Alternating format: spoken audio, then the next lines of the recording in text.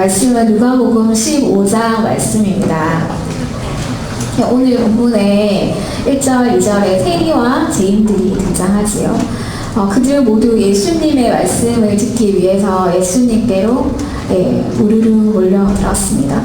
예수님은 그들과 더불어 식사 교제까지 함께 하는데요.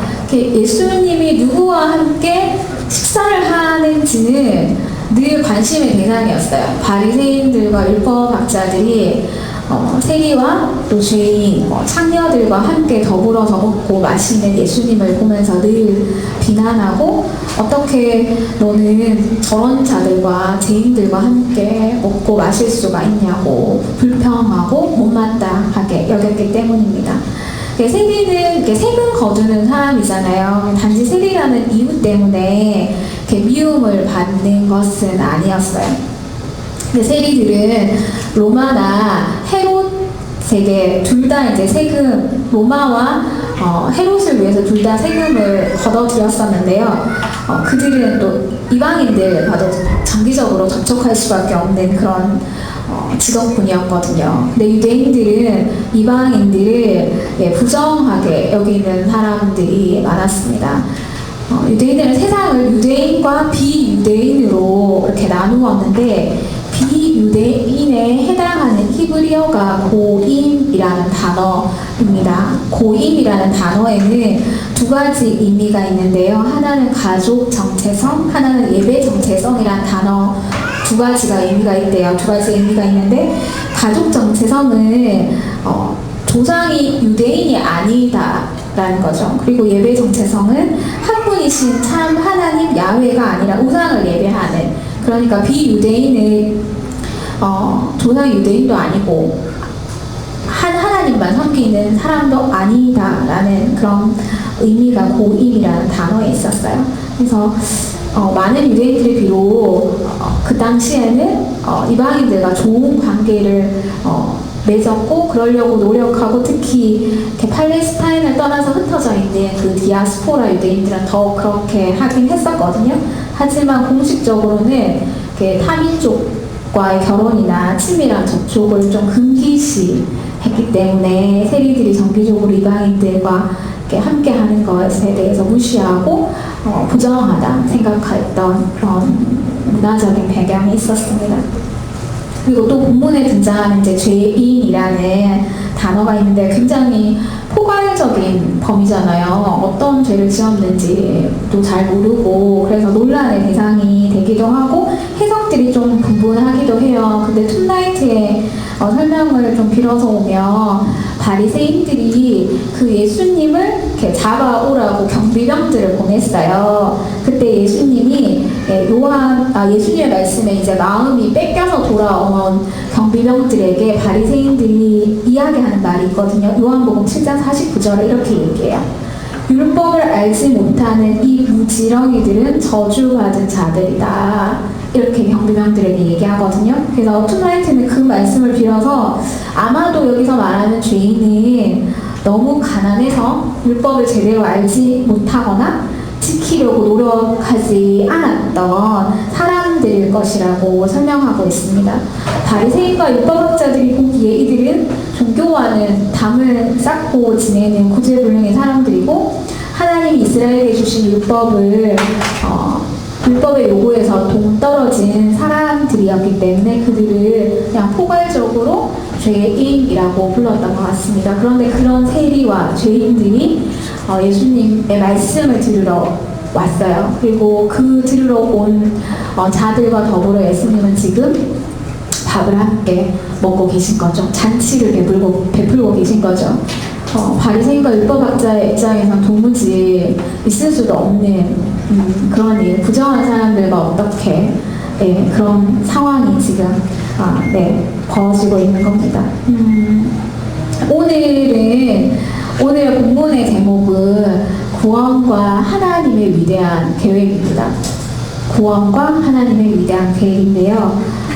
누가 우리를 구원하기를 원하시는지, 또 왜 구원하시는지, 어떻게 우리를 구원하시는지 살펴보려고 합니다.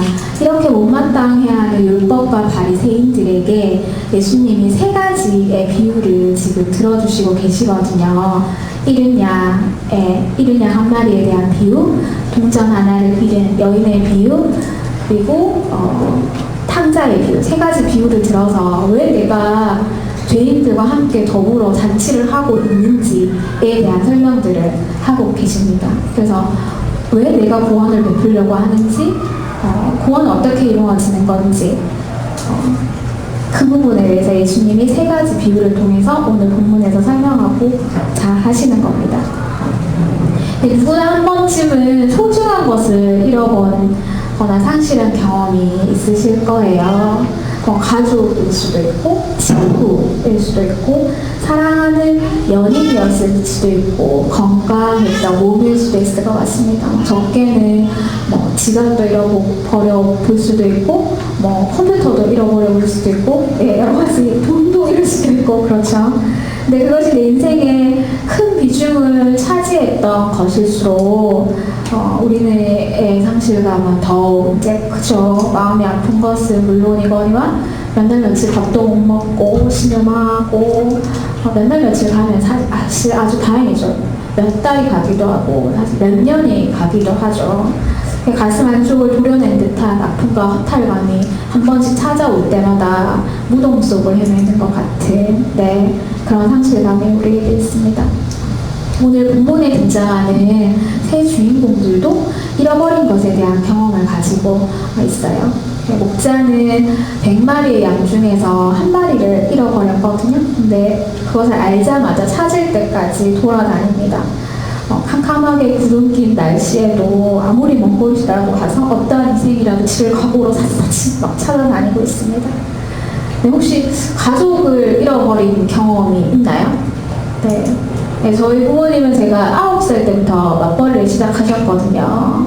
그때 집을 사셨는데 외가에서 돈을 보태주시기로 하셨는데 약속을 거절하시는 바람에 엄마가 산업저천으로 뛰어드셨습니다. 그래서 제가 9살 때 제 여동생이 7살, 제 남동생이 3살, 저랑 6살 차이니까 빠른이긴 하지만 6살 차이니까 그렇게 어쩔 수 없이 내버려 두시고 먹고 살기 위해서 이제 일하러 가셨는데 3학년 때쯤인가 제가 학교를 마치고 이제 왔어요. 노느라 정신이 없어가지고 남동생이 없다는 걸 늦게 인식했어요.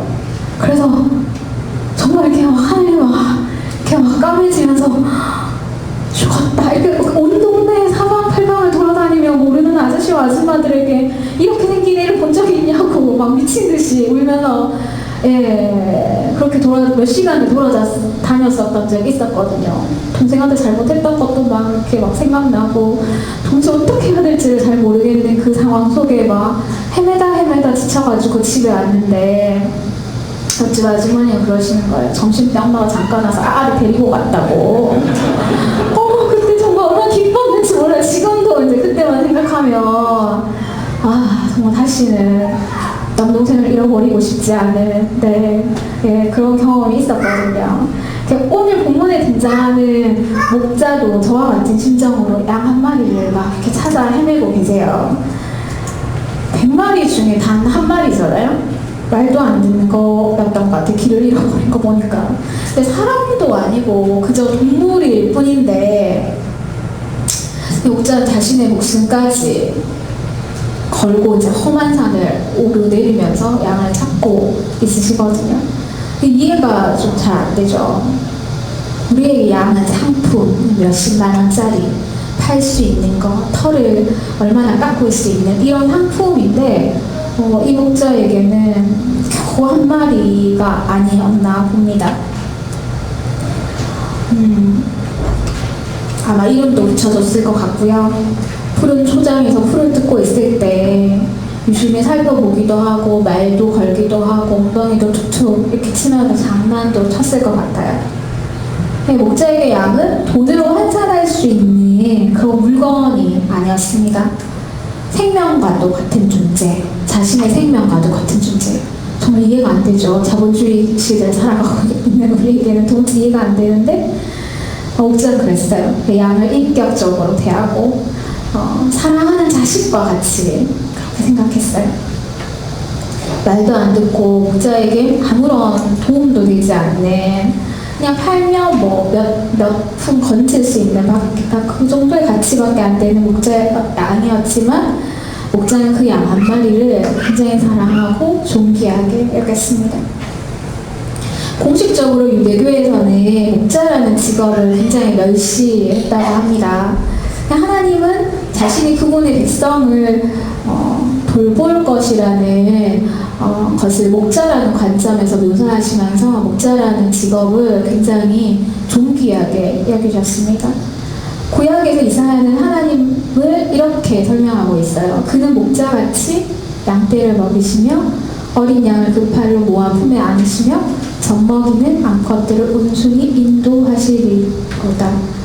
에스겔의 예언에 보면 하나님은 더 나아가서 당신이 목자로서 우리에게 어떻게 할 건지에 대한 설명을 하시는데요. 함께 읽어봤으면 좋겠어요. 에스겔 34장입니다. 에스겔 34장 11절에서 15절까지입니다.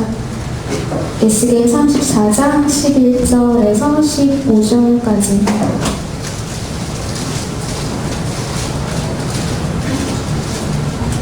네, 같이 읽어볼게요.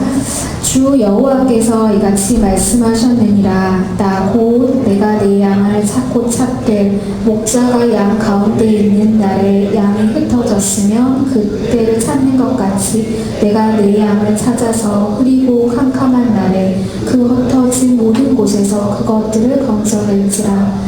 내가 그것들을 만민 가운데서 끌어내며 여러 백성 가운데서 모아 그 본토로 데리고 가서 이스라엘 산 위에와 시내가에와 그 땅 모든 거주지에서 먹이되 좋은 꼴을 먹이고 그 우리를 이스라엘 높은 산에 두리니 그것들이 그곳에 있는 좋은 우리에 누워있으며 이스라엘 산에서 살찐 꼴을 먹으리라. 내가 친히 내 양의 목자가 되어 그것들을 누워있게 하리라. 주 여호와의 말씀이라. 네, 구약 성경에 수도 없이 묘사된 선한 목자, 큰 목자는 신약에 오실 주 예수 그리스도를 예표합니다. 네, 목자와 양의 모든 비유적 표현이 그리스도의 시대 이전이나 이후에 영적으로 하나님의 백성을 의미한다고 볼 수 있을 것 같습니다. 예수님은 길을 잃어버린 양인 우리를 이렇게 찾아오십니다. 우리가 하나님 나라 공동체에서 떨어져 나가서 방황하고 있을 때 내가 어딘지, 내가 어디에 있는지, 내가 누구인지 조차 인식하지 못하는 그곳까지 예수님은 99마리의 양을 주시고 나를 찾아오십니다. 우리가 어디에 있는지 찾을 때까지 아이를 잃어버려서 몇십 년을 찾아다닌다는 부모님들의 이야기를 우리는 자주 들을 수 있잖아요. 그 부모님처럼 우리를 찾을 때까지 팔도강산 사방팔방 어디라도 샅샅이 뒤지셔서 미친 사람처럼 헤매고 다니시면서 우리를 찾아오십니다. 두 번째 비유에서 여인은 혼인 잔금이었던 한 드라크마 한 동전을 잃어버리게 되는데요. 한 드라크마는 그리스 은하의 단위예요. 노동자의 하루 품삯 입니다. 유대인 사회 풍습에서는 결혼할 때 남자가 여자에게 사랑의 징표 그리고 잔금의 형태로 드라크마 10개를 이렇게 꿰어가지고 여자의 머리에 둘러 주었습니다. 여자는 이 10개의 드라크마를 팔찌나 목걸이 혹은 머리띠로 만들어서 사용했는데요. 이것을 세메디라고 한다고 해요. 네, 드라크마가 이렇게 세메디 장식으로 사용되면 이것은 화폐 이상의 가치를 가지게 됩니다. 그렇기 때문에 당시의 도둑이나 강도들까지도 이 세메디를 가져가거나 빼앗아 가는 일은 없었다고 합니다. 뿐만 아니라 부채, 빚이 있어서 모든 재산을 차입한다고 해도 이 세메디만은 제외시켜줬다고 해요. 그래서 이 세메디는 자기가 잃어버리지 않은 한 어느 누구에도 빼앗길 수 없는 그런 귀한 물건이었습니다. 세메디를 함부로 취급한다는 것은 남편에 대한 사랑과 존경을 상실한 것으로 간주했습니다. 또한 동전 10개 중에 한 개라도 잃어버리게 되면 이혼의 정당한 사유까지 되었다고 합니다. 한 개를 잃어버린 것이 나머지 9개조차도 무가치하게 만들어 버렸습니다. 또한 여자가 어떠한 이유로든 이혼을 당하게 되면 유일하게 가지고 나올 수 있는 물건도 이 세메디 10드라크마였다고 합니다. 예수님 당시에 팔레스타인에서는 이혼이 굉장히 성행했습니다. 이혼은 거의 대부분 남자들에 의해서 쉽게 결정되었는데요. 이혼 절차도 굉장히 간단했어요. 남자가 원하면 얼마든지 이혼을 해줘야만 하는 상황이었지만 여자는 이혼을 요구하는 것이 거의 불가능한 상황이었습니다. 여인이 한 드라크마를 잃어버렸을 때 이혼을 당할 수도 있는 위험에 처해지게 된 거죠. 이거 얼마나 이 가슴이 녹아내리는 상황이었겠습니까? 그리고 배우자 혹은 연인이 선물한 사랑의 증표는 그 값어치가 따질 수 없기 때문에 더 귀한 물건이었던 것 같습니다. 물론 오늘날은 이렇게 남편이 혹은 연인이 나에게 준 목걸이나 반지 이런 걸 잃어버렸다고 해서 이혼을 당하지는 않잖아요. 결별을 당하지도 않는 것 같아요. 하지만 몇 년을 두고 잔소리는 들을 수 있을 것 같아요. 근데 여자는 이제 이걸 찾아 나서는 거죠. 첫 번째 비유에서 목자가 성자 하나님을 상징하고 있다면 두 번째 비유에서 이 등불을 들고 이 한 드라크마를 사실 찾고 있는 이 양인은 교회를 통해 역사하시는 성령님으로 해석해도 무리가 없을 것으로 보입니다. 왜냐하면 세 번째 비유가 이제 성부 하나님을 상징하는데요. 남은 하나의 비유, 두 번째 비유에서 성자, 성령, 성부 하나님 이렇게 같이 이렇게 가도 삼위일체이신 하나님이 우리의 구원을 이루어 가신다고 해석해도 전혀 이상하지 의외적인 해석은 아니라고 여겼습니다. 그리고 성경 다른 곳에 나오는 여자와 등불의 상징적 의미가 여기에서도 좀 적용이 된다고 볼 수 있습니다. 구약과 신약에서 교회는 주님의 신부이며 또 빛으로 주로 묘사되고 있거든요. 교회는 이제 성령이 하나님의 진리를 계시하는 공동체, 그리고 빛, 불은 성령님이 진리를 계시하는 것으로 주로 묘사됩니다. 마태복음 5장 14절에 유명한 다들 아시는 구절일 텐데, 너희는 세상의 빛이다. 산 위에 세운 마을은 숨길 수 없다. 또 사람이 등불을 켜서 만 아래에다 내려놓지 아니하고 등경 위에다 놓아둔다. 그래야 등불이 집안에 있는 모든 사람에게 환히 비친다. 이와 같이 너희 빛을 사람에게 비추어서 그들이 너희의 착한 행실을 보고 하늘에 계신 너희 아버지께 영광을 돌리게 하여라. 에서 등장하는 빛도 교회에 관한 비유이고요. 빌립보서 2장 15절에 나오는 이는 너희가 흠이 없고 순전하여 어그러지고 거스르는 세대 가운데 하나님의 흠 없는 자녀로 세상에서 그들 가운데 빛들로 나타내며, 그리고 뿐만 아니라 요한계시록에서도 여자와 빛이라는 상징은 둘 다 하나님의 백성을 묘사하는 데 사용되고 있습니다.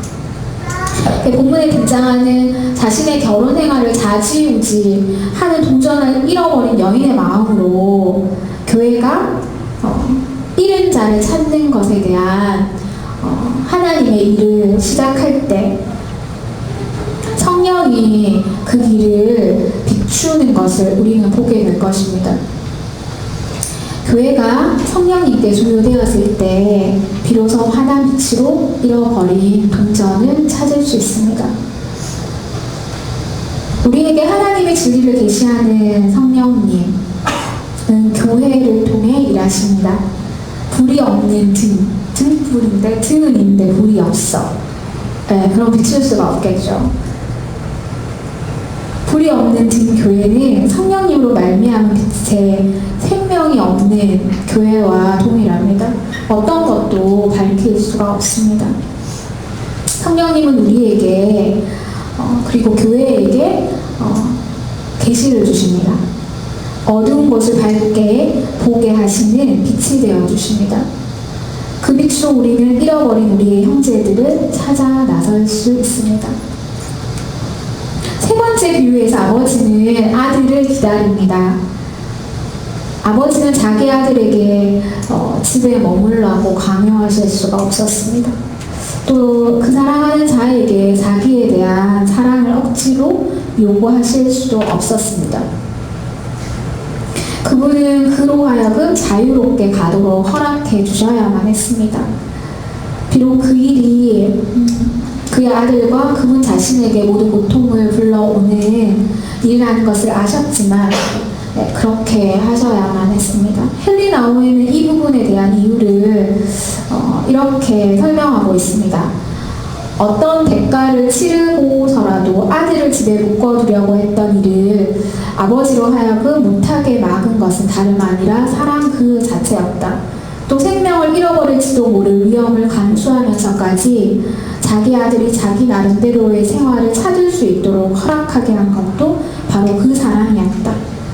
여기서 내 인생의 신비의 벨이 벗겨졌다. 나는 너무나 사랑을 받았기에 집을 떠날 수 있는 자유까지도 주어졌다. 축복은 처음부터 거기에 있었다. 그러나 나는 그것을 떠났고 계속해서 떠나 있었다.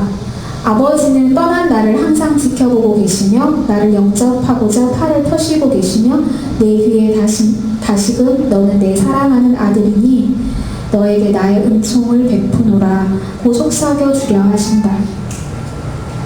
우리의 홈베이스 영원한 본향이 되시는 분은 성부 하나님이십니다. 성부 하나님은 우리를 지금도 기다리고 계십니다. 먼 곳에서 터덜터덜 걸어오는 우리의 모습을 보시자마자 신발도 신지 않은 채 당신의 체면도 잊은 채 달려나와 우리를 맞아주실 것입니다. 이 당시 신분이 높은 어른 남자는 뛰는 일이 절대 없었대요. 체면상 그럴 수도 없었고 예법에 어긋나기도 하고 그래서 남자 어른이 뛰는 모습, 특히 오늘 본문에 등장하는 아버지처럼 어느 정도의 재산을 소유하고 지위가 있는 남자 어른이 뛰는 경우는 절대 없었다고 합니다. 그런데 오늘 비유에서 예수님은 그 아버지를 이렇게 묘사하고 계세요. 아직도 거리가 먼데 아버지가 그를 보고 지근히 여겨 달려가 목을 안고 입을 맞추었다.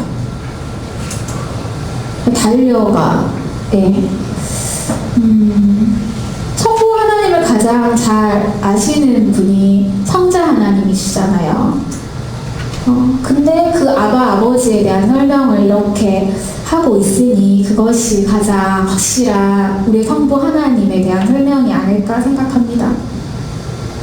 우리가 섬기는 성부 하나님은 그러신 분이십니다. 당신의 크신 사랑 때문에 어쩔 수 없이 우리를 떠나보내실 수밖에는 없으셨지만 우리에게 성자 하나님을 보내셔서 끈질기게 우리를 찾아내시고 성령 하나님을 보내셔서 생명 없는 우리에게 생명을 공급하시고 빛을 보내주셔서 우리가 돌아올 우리의 귀한 길을 안내하도록 하고 계십니다. 스펄전은 이 세 가지 비유에 대해서 이렇게 설명하고 있어요. 세 번째 비유, 탕자의 비유는 어린 양의 비유와 또 한동전을 잃어버린 여자의 비유가 없으면 잘못 이해하기 쉽다고. 어떤 사람들은 탕자가 돌아오자마자 아버지의 영접을 받게 되는데 그를 찾으시고 그를 구원하시는 구세주에 대한 언급이 나오지 않는다 라는 것 때문에 자유의지로 온 건 아닌가 라고 이제 해석하기로 한다는데 그것을 잘못된 해석이다 라고 얘기하고 있어요. 세 가지 비유를 한 본문에서 얘기하면서 얘기한 성자 하나님이 우리를 찾으시는 것에 대한 비유를 세 번째 비유에서 다시 할 필요가 없다는 거죠. 그리고 두 번째 비유에서 성령님이 우리에게 길을 비춰주시고 말씀으로 계시하는 부분에 대해서도 세 번째 비유에서 얘기할 필요가 없다는 거예요. 그래서 이 세 가지 비유는 첫 번째, 두 번째, 세 번째 성자 하나님, 성령 하나님, 성부 하나님이 하시는 전체적인 그 구원의 사역들을 통해서 우리의 구원을 어떻게 이루어 가시고 하나님이 우리를 어떻게 구속하시기 위해서 어떻게 계획하고 있는지 볼 수 있다고 스펄전은 얘기하고 있습니다. 우리의 구원에 직접 관계하고 계신 분은 삼위 하나님 자신입니다. 귀하지만 잃어버린 것은 아버지, 그 삼위 하나님의 양과 그 자신의 은정과 그 자신의 아들입니다. 삼위 하나님은 죄인인 우리를 열심히 찾으시고 교회를 통해서 빛을 비추시고 생명을 주시며 환영하기 위해 두 팔 벌려서 지금도 여전히 당신의 앞마당에서 우리를 기다리고 계십니다. 이런 분이 우리의 삼위 하나님이시잖아요. 그렇다면 왜 그분들은 우리를 구원하시라고 하시는 건가? 그냥 내버려둬도 당신들의 입장에서는 손해될 게 없는데 구원해 주시니까 우리는 너무 좋지만 내가 죽기를 바라고, 그러니까 탕자가 떠나면서 아버지가 죽기를 바랐잖아요. 그 당시에 서양 문화에서는 잘 이해할 수 없지만 동양의 문화에서는 아버지가 돌아가시지 않았는데 재산을 달라고 요구할 수 없대요. 헨리 나우엔이 탕자의 귀환이라는 책을 쓰면서 그 지역에 있는 모든 이제 그 문화권에 있는 어른들에게 물었었는데 아들이 아버지가 돌아가시지도 않았는데 재산을 나눠 달라고 할 수 있냐고 인터뷰를 했대요. 근데 단 한 명도 그럴 수는 없다고 어떻게 라는 이런 반응을 다 보였대요. 그래서 그 문화권에서는 이런 호로자식이 없는 거예요. 이런 일은 절대, 이 망나니 같은 거는 절대 없고, 만약 그런 일이 있었어 그럼 죽여도 별로 무관한 그런. 근데 오늘 본문에서는 아버지가 돌아가시지도 않았는데 재산을 나눠주세요, 반으로. 근데 며칠 만에 그것도 다 팔아치워버렸어. 그리고 떠나잖아요. 근데 이런 정말 개망나니 같은 녀석을 왜 기다리시는 건지 여전히 우리는 나의 편안함과 나의 계획을 따라가기를 즐기고 내가 생각하는 것이 여전히 내 삶의 주인인, 그리고 나의 삶을 통제하기를 원하는, 말기를 정말 어두워가지고 도무지 하는 말씀에 관심이 없고 멍청한 양처럼 낭떠러지인지도 모르고 막 달려가고 이런 나와 우리를 왜 기다리시는 건지, 그분의 언약을 왜 깨뜨리기를 싫어하시는 건지, 여전히 내가 당신의 친구가 되기를 원하시고 당신의 전부가 되기를 원하시는 그 아버지는 왜 우리를 구원하시려고 하시는 건가? 네, 누가복음의 기본 주제인 구원은 두 가지의 관점으로 볼 수 있습니다. 그것은 잃어버림, 두 번째는 찾음. 이 세 비유를 모두 합하면 사람이 잃어버린 바 되었을 때 얼마나 비참해질 수 있는지, 그리고 그것을 찾았을 때 우리 아버지의 기쁨이 얼마나 큰지를 보여주고 있습니다. 구원의 위대한 계획이 이루어지는 것은 이런 비참함과 또 이런 것을 찾은 것에 대한 기쁨 때문입니다. 삼위 하나님의 관심 대상은 오직 잃어버린 바 된 한 사람입니다. 하나님은 어떻게 하면 그 한 사람을 하나님 나라의 백성으로 구속할 수 있을까에 온 정신을 집중하십니다. 그것은 우리가 하나님께로부터 잃어버린 바 되었을 때 얼마나 비참해질 수 있고 얼마나 처절해질 수 있는지 누구보다 잘 아시기 때문입니다. 본문 비유 2부에 나오는 등장하는 잃어버린 바 된 양, 그리고 동전, 탕자를 살펴보면 그 특징을 잘 알 수 있을 것 같습니다. 네, 양의 여러 가지 이제 특징들을 잘 알고 계실 텐데, 양은 시력이 굉장히 나쁘다고 하잖아요. 그래서 눈앞에 뭔가 이제 이렇게 보이기만 하면 졸졸 따라간대요. 양치는 개들이 옆에서 뛰어다니면 그게 이제 목자인 줄 알고 막 이렇게 뛰어갈 정도로 눈이 나쁘대요. 그리고 잘 속는대요. 세 번째는 그리고 잘 넘어지고, 근데 넘어지면 못 일어난대요. 이렇게 목자가 일으켜서 막 이렇게 해가지고 일으켜지지 않는 이상 못 일어나고, 겨우 일으켜주면 중심을 또 잘 못 서는데요. 그래서 몇 초 동안 이렇게 데리고 있어야지 또 이렇게 중심을 잡는데, 어이없는 거는 이기적이고 제멋대로라서 목자가 없으면 먹는 것에 정신이 팔려서 막 아무 데나 가는 거예요. 눈도 어두운 게 멍청해가지고 정말. 근데 방향 감각도 없어요. 그리고 방어력도 제로고. 대박 웃긴 거는 근데 죽을 때가 되면 온순해진대요. 사람이랑 너무 비슷한 거예요. 정말 그렇다. 이렇게 우리가 인생이란 무대에서 살아가고 있는 행태와 너무 닮아 있다라는 생각이 들어요. 이 풀밭에서 저 풀밭으로 시시때때로 눈에 보이는 것을 따라서 쫓아가잖아요. 자기가 있어야 할 곳이 어딘지도 몰라. 계속 방황하면서 양떼와 그 우리 보호막에서 점점 벗어나고 있는지도 모르면서 점점 더 멀어져가지고, 양은 목자 없이는 절대로 생존할 수가 없는 굉장히 멍청하고 무기력한 존재입니다. 그렇게 인정하지 않겠지만, 목자를 떠난 양은 목숨이 언제 달아날지도 몰라요.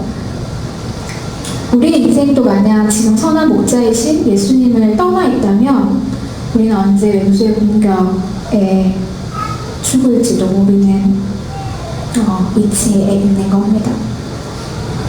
근데 동전은 좀 더 비참해요, 양보다. 왜냐하면 얘는 생명이 없어. 내 생명이 없으니까 움직일 수도 없어요. 아들처럼 돌아가는 길을 찾을 수도 없어요. 양은 울 수는 있잖아요. 뭔가 좀 이상해. 울 수는 매일매일 이렇게 울 수도 있잖아요. 동전 울지도 못해. 잃어버린 바 된 인간은 은전처럼 무생물은 아니죠. 지멋대로 막 돌아다닐 수 있으니까. 하지만 영적으로는 성령님의 관점에서 볼 때 그것은 생명이 없는 거나 마찬가지입니다. 하나님의 요구사항들을 알면서도 자신들이 일어나서 말씀에 순종할 수 없음을 아는 사람, 할 수 없는 사람들을 상징합니다. 아는데, 나 이 말씀 아는데, 근데 도무지 막 안 될 때 있잖아요. 도무지 안 될 때가 있어요, 진짜. 다들 아시지 싶은데 마음은 원이야, 바울이 얘기하는 것처럼. 근데 이 육체의 성욕이 정말 이 마음을 따라가 주지 않는 그 상태가 있을 때가 있거든. 생명이 사라진 거죠. 근데 이 무생명의 존재를 성령님은 찾아오십니다. 전능하신 성령님만이 우리를 찾아내서 생명을 불어넣어 주시는 거죠.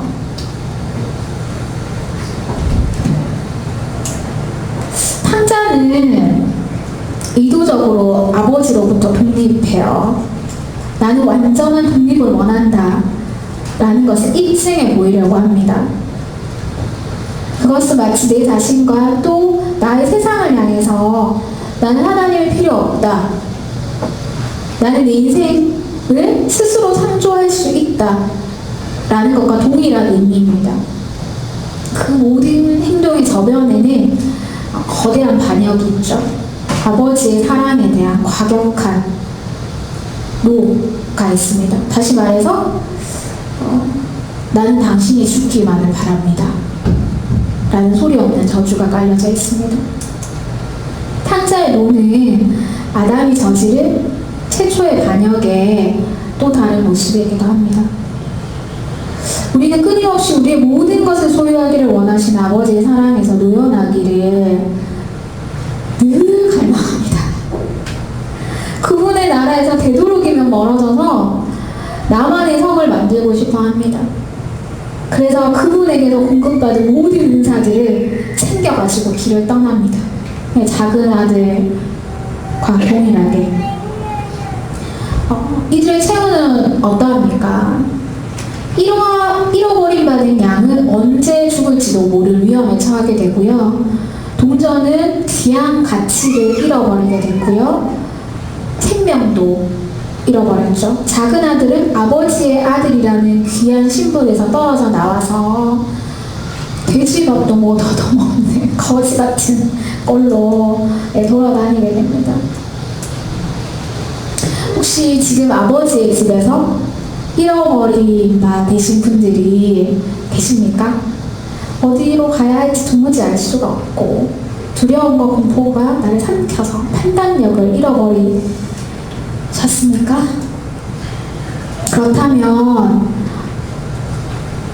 목자로부터 떨어져 나온 이른 양 한 마리의 모습이 여러분의 모습입니다. 성령님을 만나서 생명을 언제 공급받은지 기억이 나십니까? 손끝, 발끝뿐만 아니라 모든 영적인 감각들이 무감감해지고 느껴지지 않는 상태로 지낸 지가 오래되셨습니까? 이스라엘 백성은 광야에서 매일의 만나를 하나님 앞에 공급받았습니다. 하루가 지나면 만나는 썩어 없어지고 그 다음날 또 다른 만나를 받아야 했었잖아요. 하나님께서 주시는 생명도 이와 동일합니다. 매일의 식사가 없이는 굶어 죽거나 병에 걸립니다. 만약 하나님과의 교제가 몇 달 동안 없었다면 제가 40일 금식 기도하시는 목사님들은 여러 번 뵀거든요. 근데 한 50일, 60일 하시는 분들은 아직 못 뵌 것 같아요. 그런 거 보면 몇 달 동안 생명을 공급받지 못하셨으면 아사 직전이거나 영적으로 죽어 있을 가능성이 가장 높습니다. 움직일 힘이 당연히 없죠. 안 먹었는데 어떻게 움직여요? 성령님이 지금 여러분에게 찾아가 주셔서 은혜 베푸시기를 원하고 생명을 다시 공급하셔서 마른 뼈가 살아나시는 역사가 순간 일어나기를 간절히 기도합니다. 하나님의 사랑이 부담스러워서 집을 떠나셨습니까? 보호막에서 떠나신 것이기 때문에 마치 폭풍 속에서 우산 없이 비를 그대로 맞고 있는 거나 마찬가지입니다. 아버지의 집을 떠나면서 우산을 들어야 할 책임에서는 벗어나고 아들의 의무를 져야 하는 것으로부터는 자유로워졌겠지만 지금 맞고 있는 비바람이 살과 뼈를 파고들면 여러분은 반드시 병에 걸리고 아프게 될 거예요. 처음에 입고 나왔던 멋진 옷들은 시간이 갈수록 헤어지고 점점 누더기 옷으로 변할 것입니다. 삼위 하나님은 우리가 싫어하든 좋아하든 이런 비참한 상황 속에서 오랫동안 방치되도록 우리를 두기를 원하시지 않으십니다. 어떻게든 찾아내시고 빛을 비추시고 생명을 주시고 환영하기 위해 기다리고 계십니다. 그렇다면 이렇게 비참한 상황 속에 처박힌 우리를 어떻게 하나님은 구원해 가실까요? 하나님은 우리의 삶에서 늘 당신의 구원을 이루어 가시기를 간절히 원하십니다. 잃어버린 바된 비참한 어둠 속에서도 빛을 비추시고 찾으시고 우리가 돌아오기를 다시 아버지의 나라, 아들의 신분으로 회복되기를 간절히 원하시고 계십니다. 그런데 무엇이 우리를 아버지의 집으로 가는 것을 멈칫거리게 하고 주춤거리게 할까요? 첫째로 그것은 나의 어리석음입니다. 여전히 우리는 나의 삶을 내가 통제하고 다스릴 수 있다고 착각합니다. 그리고 너무나 그러고 싶어 합니다. 어느 누구도 간섭도 가르침도 받기 싫어합니다. 둘째로 그것은 아버지의 아들로 살아간다는 것이 얼마나 좋은지 모르는 무지함 때문입니다. 단 한 번도 아버지의 생명과 사랑을 누려본 적이 없다면 그것이 좋은지 모르는 것은 당연합니다. 이런 이들을 우리는 또 교회는 어떻게 도울 수 있을까요? 영적 감각이 죽어서 잃어버린 바 된 동정 같은 사람들은 교회가 또 우리 각자가 성령의 빛을 들고 생명을 들고 그들을 찾아 나서야 합니다. 성령께서 잃어버린 영혼을 찾아 나서는 우리를 또 교회를 도우실 것입니다. 교회는 성령님의 생명의 통로가 되어야 합니다. 그러할 때 그들의 본래의 가치가 회복될 것이기 때문입니다. 하나님은 교회된 우리와 함께 잃어버린 바 된 이들의 구원 사역을 이루어 가시기를 원하십니다. 또 그렇게 역사하십니다. 적극적으로 동참하고 그분의 음성 가운데 세밀한 인도를 받아야 합니다. 이러할 때 잃어버린 양과 동정과 또 탕자를 우리는 찾을 수 있으며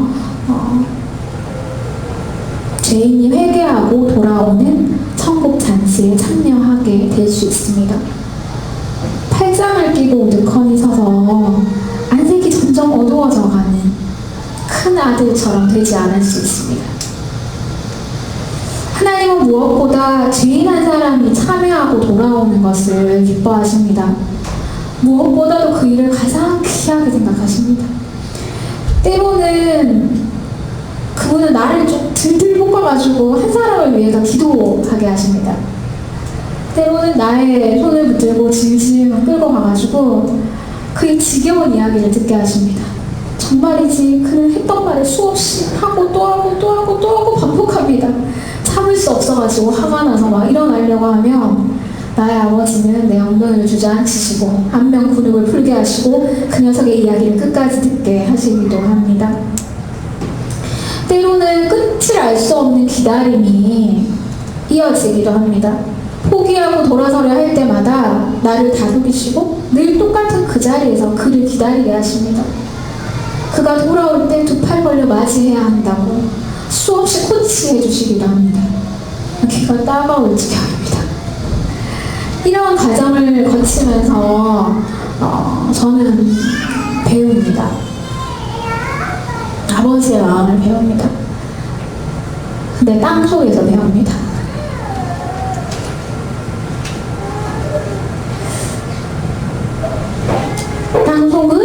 땅속은 어둡고 외롭고 고독합니다. 마치 무덤 속에 있는 것 같습니다. 그 땅속에서 무덤에서 내 욕망이 죽는 것을 나는 이제는 받아들이게 됩니다. 겉씨앗이 터져서 결국엔 속씨앗에 생명이 부어지는 것을 저는 알게 됩니다. 제 존재가 변하는 시간이기 때문입니다. 누군가를 향한 사랑의 걸음이 나를 또 다른 구원으로 이끌어가고 있는 순간입니다. 비로소 내가 내 아버지의 진짜 아들로 변화되어 가는 때입니다. 하나님과 계획과 방법은 늘 가늠되지도 않고 측량되지도 않습니다. 매번 나의 존재 속으로 그분을 이제 끌어들이고 넣으려는 시도를 하지만 늘 실패합니다. 엉성하게 짝이 없는 양과 같습니다. 하나님의 계획과 방법은 나의 계획과 방법과 너무 다릅니다. 두 걸음 이상을 알기가 어렵습니다. 마치 눈이 나쁜 양처럼 나는 진짜 아버지의 길을 알 길이 없습니다. 그렇지만 내가 그분의 모든 것을, 그분의 모든 방법과 계획과 그분의 모든 수를 알 수는 없지만 그럼에도 불구하고 그분을 따르기로 결정하고 아버지가 나를 소유하고 다스리며 통치하는 나라에서 내가 살기를 결정한 이유는 아버지는 나를 결코 내버려 두시지 않으시기 때문입니다. 그 미친 사랑이 나를 잡아주시기 때문입니다. 내가 정신이 나가서 한눈을 팔면 선한 목자처럼 나를 찾아 헤매시고 나를 어깨에 메어 다시 집으로 데려오십니다. 내가 완전히 정신이 나가서 감각조차 없어질 때조차도 성령님은 내가 당신의 생명을 부어주셔서 나를 살리시기를 기뻐하십니다. 내 영원한 아버지 성부 하나님은 언제나 내가 아버지의 집에 머무르는 것을 기뻐하시고 날마다 내게 잔치를 베풀어 주십니다. 저는 삼위 하나님이 좋습니다. 정말 좋습니다. 그래서 아직 그분의 집에 거하지 못하고 있는 사람들을 보면 마음이 아픕니다. 여전히 아버지의 집을 떠나 방황하고 자신의 나라를 찾는 사람들을 보면 속이 상합니다. 그런 나라는 없기 때문입니다. 아버지의 집을 떠나 아들을 반기는 곳은 그 어디에도 없습니다. 가출해 보신 분들이 계시려나 모르겠는데 저는 없는데 옆집 아저씨도 저를 반기지는 않을 것 같아요. 안면에 있네. 아버지의 집을 떠나면 그냥 거지가 된 거예요. 예수님이 나를 찾아오셔서 집에 가자고 하실 때 예스라고 해야 합니다. 마음을 열고 나의 무력함 인정해야 합니다. 오직 하나님만이 나를 안전하게 구원하실 수 있는 분이심을 인정해야 합니다. 우리는 무력하고 어리석은 죄인인 한낱 피조물일 뿐이기 때문입니다. 그런 피조물을 하나님은 내버려 두실 수도 있으셨어요. 그러나 그렇게 하지 않으셨습니다. 하나님은 아담이 당신의 집을 떠나는 그 순간부터 지금까지 우리의 영원한 귀함을 위해 일하고 계십니다. 믿음의 눈을 여셔야 해요. 내 앞에 아무런 일이 일어나지 않는 것처럼 보여도 그리고 그럴 때일수록 하나님께 나아가 아버지의 심장 소리를 들어야 합니다. 15장 7절에서 오늘의 말씀을 요약해 주고 계시죠. 내가 너희에게 말한다. 이와 같이 하늘에서는 회개할 필요가 없는 의인 99보다 회개하는 죄인 한 사람을 두고 더 기뻐할 것이다. 아버지가 기다리고 계세요. 돌아가셔야 하고 그곳에서 안식하셔야 하고 그분과 더불어 잔치를 벌이셔야 합니다. 오늘 예수님이 죄인과 세리들과 함께 그들이 말씀을 듣기 위해서 그들이 가진 모든 것들을 편견과 허물들을 버리고 예수께로 겸손한 마음으로 왔을 때 그들에게 잔치를 베푸셨잖아요. 하늘에서 잔치가 베푼 것처럼 예수님도 땅에서 그렇게 하셨거든요. 이제 곧 우리도 말씀의 잔치, 천국의 잔치가 열립니다. 은혜의 때는 늘 있는 것 같지만 예수님은 은혜의 때는 때가 있다고 하셨습니다. 말씀을 사모하는 자가 가장 복됩니다. 왜냐하면 말씀은 하나님이고 하나님은 말씀이기 때문입니다. 하나님의 말씀 가운데 침잠해 그분이 나를 소유하도록 나를 내어드려야 합니다. 그리고 우리는 안식을 누려야 합니다. 아들의 신분을 회복하고 잔치에 참여하시기를 그럴 수 있으시기를 축복합니다. 아버지께 나를 내어드리면 그분이 내게 가야 할 길을 보여주시고 또 인도해 주시는 것을 기뻐하시는 것을 우리가 또 마음으로 느낄 수 있을 것 같습니다. 8월에 수련회가 있어요. 그죠? 말씀 잔치가 열리잖아요. 망설이고 계시는 분이 있다는 얘기를 정보를 입수했어요. 마음을 바꿔서 집으로 돌아갈 때 내가 가서 품삯으로라도 일하면 굶지는 않겠지 하는 마음으로 그렇게 돌아왔거든요. 근데 아버지는 그걸 원하시지 않으세요? 은혜의 때 아버지와 함께 또 교회와 함께 성부, 성자, 성령 하나님과 함께 안식하고 그 말씀의 잔치 가운데 영원한 아버지의 나라에서 영원한 아들로 회복되는 그런 역사가 우리 가운데 있기를 우리가 계속 기도하고 있거든요. 그래서 함께 하셨으면 좋겠어요. 진실 끌려서 오면 재미없잖아요. 성령이 인도해 주실 때 기쁜 마음으로 내가 아버지의 집에 돌아가리라. 나의 무릎을 일으켜서 거지 같은 꼴을 끌고 가리라. 탕자는 아버지 너는 내 아들이다 라고 얘기하시고 입 맞추시고 허가하시고 가장 좋은 옷을 내주시고 큰 소원말도 잡으시고 우리에게 잔치를 풀어주십니다. 그만큼 아버지는 우리를 기다리고 계십니다. 그 아버지의 사랑 가운데 오늘 누리시는 또 하루가 되었으면 좋겠습니다. 오늘 찬양하면서 같이 찬양에 오늘 말씀에 맞게 찬양이 되게